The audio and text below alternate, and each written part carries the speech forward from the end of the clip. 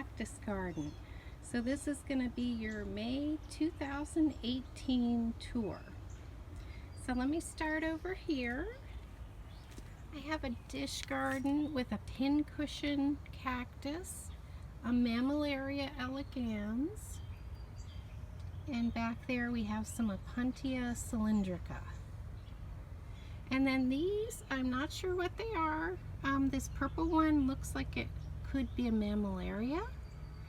And I'm not sure about the orange one, maybe also a Mammallaria. They're mystery cacti. And I got those from my husband at Valentine's Day. And we'll have to see what they are, but they're still doing fine. I was a little worried about the paint, but I can see a lot of green coming through, so everything's going well. So this is a little happy dish garden. And let me bring it up over here. I newly acquired some lithops, and I'm gonna have to do a little research on this. Maybe some of you recognize what varieties these are, but I got them at my local drugstore, so they didn't come named. And then over here we have a Stenocerus pruneosus, and that one has gotten really tall. And next to it is an Opuntia prickly pear snow, and that one is a really nice fuzzy one. Let me get in close. I love that one. I have an Oreoceras trolii next to that, and that I think is called the old man cactus. And then let me turn this guy around and see what it is. An old man cat of the Andes. Old man of the Andes, Oreoceras celianus. And next to it we have a Pharaoh Cactus, Glossescens,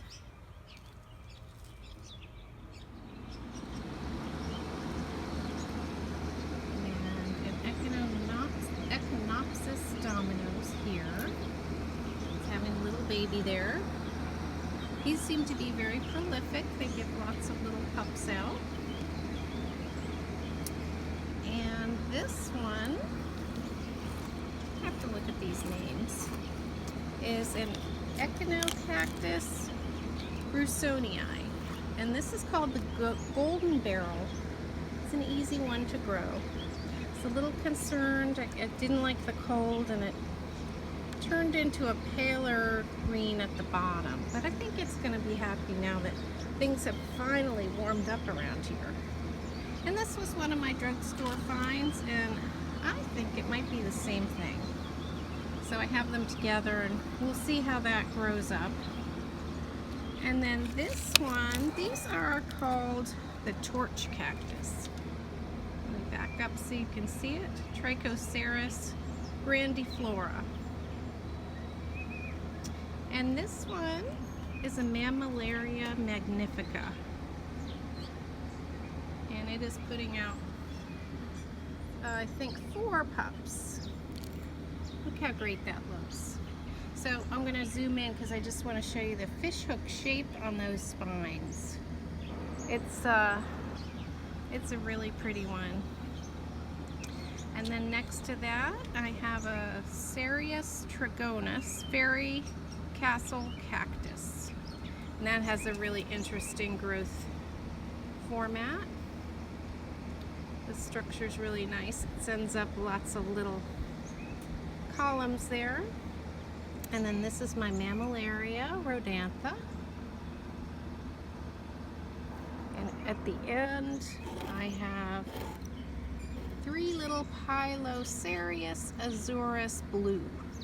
So that one, when the conditions are right, really has a beautiful blue color to it. And then I'm going to take you around, show you what I have on the table here. Okay, so these are something new to me. These are my desert rose succulents. And they're Adenium obesum. And there's not much to see yet. They're a caudiciform plant. So as you can see, they get a bulbous shape here, and that holds water, and it allows them to live in desert conditions. But this is supposed to be a mix, so we'll see when they're old enough to flower. We'll see if they are a mix and which ones they are. And let me bring you around here. I have a shelf set up, and I have my prickly pear, Opuntia violacea there. It's got a new pad. That's a big guy. I just repotted that on a video a couple months ago. And a little echeveria. I'm not sure what kind it is, but it's growing out of the hedgehog pot that my son gave me. And then over here we have some mammallarias. The mammallaria Haniana, the old lady cactus. I think I bought her to go with my old man cactus. And we have, let's see, this one is mammallaria. Oh, again, another old lady cactus. Haniana old lady cactus. So I didn't realize I have two of those, but I noticed this morning this one was putting on a little flower bud right there. And I think over on this side as well, I saw a little bit of pink. So I'm hoping to see some flowers there. And this little guy is an Aloe Cactus. He's got great little ridges there and great hairstyle.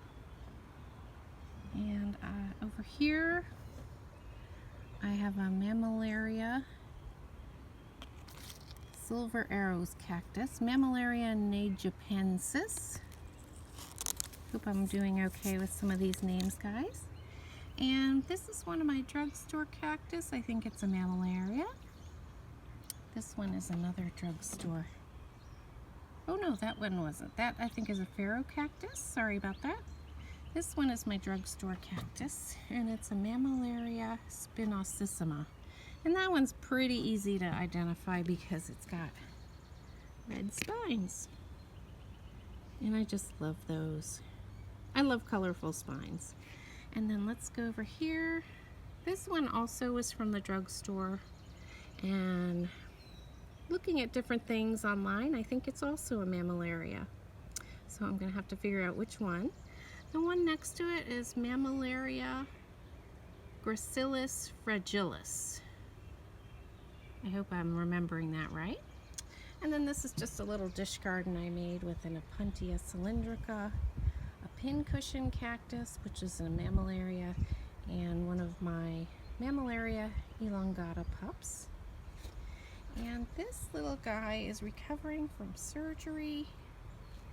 He was not happy about getting cold. He was out this spring in some bad weather. Even though I was running everything in and out, he did experience some cold weather. I was not happy. So that's my Camelobivia rose quartz. I'm sure rose quartz has something to do with the flowering.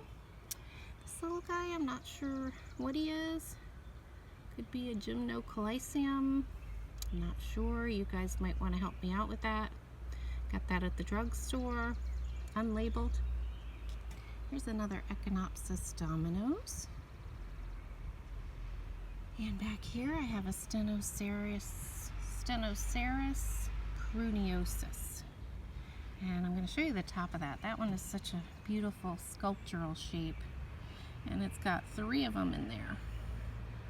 So those are smaller versions of what I showed you earlier. And then I have a couple Nodo cactuses here. This one is a Nodo cactus. Oh, I better just hold this up. Ubelmanianus. And this one is a Nodo cactus Lenonhosii. I think those are really pretty, those two. Very pretty species.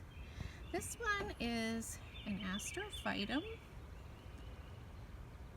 and it is Astrophytum G961 ornatum.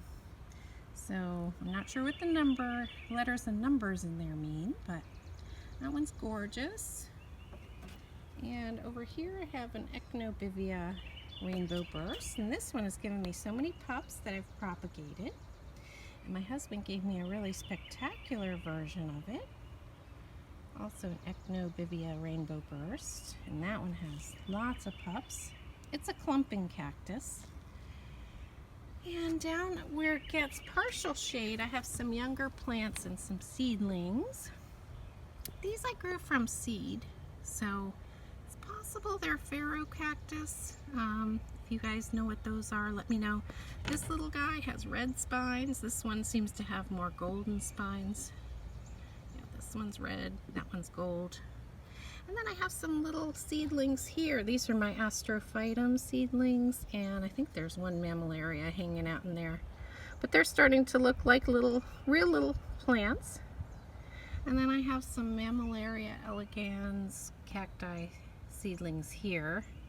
Not looking like too much, but they were also not happy about getting chilly. And these guys turned like a purpley color. They were out in the chilliness. And here's some more seedlings here. These I'm not sure are gonna make it. They ended up getting stepped on in the family room on a chilly night. They were hanging out by a door, and the whole thing got upended, and I had to replant them. But I'm not sure even what's in the back there anymore. But these are, I think these are Trichocereus pachinoi seedlings. So hopefully those will make it. And I have more pups down here, and a Mammallaria elongata. Let me move you to over to the other side. Okay. Let's move over here. So I have some Trichocereus pachinoi, big guys, San Pedro Cactus. Let me give you a shot of those. So those are getting really tall. They actually continue to grow throughout the winter without water and minimal light, so they're etiolated. As you can see, they're skinnier at the top. But I'm hoping now that they're outside in the warm weather that they're gonna fatten up at the top and not look so skinny. And this is my a mother plant back here, and I had just done a cinnamon treatment to keep it from molding on the top. But she's putting out a lot of arms. And over here I have an Opuntia table. This is my produce section Opuntia, so I don't have a species name on there, but it seems to have taken root, and it'll fill out a little bit more. It's still a little bit pruny, but once it gets more roots, it's gonna fill out and plump up. And I have more Opuntia cylindrica back here. These are my beaver tail cacti, and I consolidated those into big pots. They're very big. And in the middle there is a Gumby cactus, Gumby Opuntia. And I have some microdiaceae growing in the middle there. I'm gonna try to get closer. Golden spines, cinnamon spines, and white spines. And the white ones are sometimes called the bunny ear cacti. Bunny ear cactus. So I got those off of eBay, and hopefully they'll do well. And this little guy was a seedling and part of a seed mix, so I don't know what kind of Opuntia he is. And this guy has no name as well, but it is an Opuntia, and it's really pretty healthy, putting on a lot of leaves, you can see. And let me take you over here. These guys hated the winter. These are Gollum Jades. They also have some cold damage. Their leaves turned purple, and I don't know if that'll come back or just turn into scars. But I didn't realize what a fussy plant this is. Hopefully now that they're warm, this one came through the winter the best, but they lost about 2/3 of their size. So they did not like overwintering indoors, and they did not like coming out when it was chilly. So that part's my fault. And then over here, I have some Succulents growing in a pot. The only one whose name I really know is this Firestorm sedum. I think the other ones are either crassulas or sedums, but we'll have to see what they fill out to be. And then back here I have my jade plants and my ponytail palms. So these are your everyday crassula ovata, just the regular size. And I have a beautiful ponytail palm there and some smaller babies. And this is a silver dollar jade, and this has gorgeous color, beautiful big leaves. And I had one of these once, but I think I overwatered it, so I'm going to be really careful with this one. And then moving over here, I have a plant shelf, and over here I have a plant, a Rat Tail Cactus hanging, and it came through the winter okay. It's looking a little straggly, but it's really happy to be outside, and it's so full. This is one that's probably going to have to be transplanted this year. Isn't that beautiful? I think those are just beautiful. And I brought that out a little later, so it didn't have to deal with any cold weather this spring. And I have some aloes up here. These don't tend to like being scorched in the sun, so this will get a little late afternoon sun, but it's out here to enjoy the warm weather. So I have just your regular run-of-the-mill aloe, and then I have an Aloe Vera. It's doing well. Both of those look happy. And right behind it, I'm restarting my Pilia. I decided it wasn't thriving. It was putting out plantlets, but they were drying up.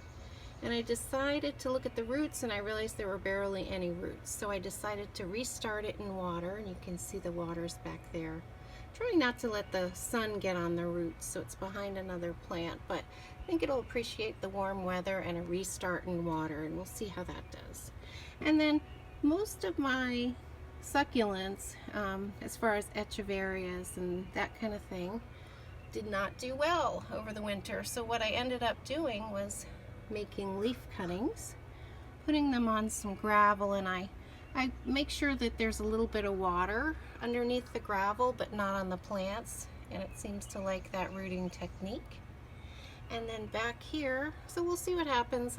Sometimes the only thing you can do is restart a plant when it hasn't done well over the winter, and I just don't have a lot of sun inside. And over here we have a paddle plant, which is a Kalanchoe, and a Euphorbia Try Callie. It's a pencil cactus.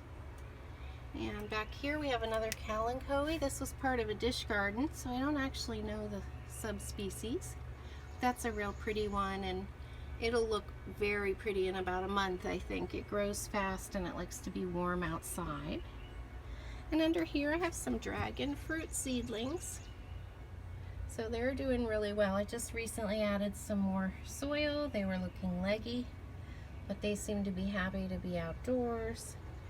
Here's the little garden I made. My son gave me this great planter with little compartments, and I have some pups in there. And then I have some terrible looking jades here. They were out in the chilly weather, and they were also in a chilly basement before they got pruned off a plant, and they look terrible. So maybe there'll be some mother plants that I take cuttings from, but they're just starting to green up again, get their normal color back. And back here I just brought it out so it didn't get cold, but it is a variegated jade. And I've got some Echinopsis Dominoes pups rooting there. They're doing really well.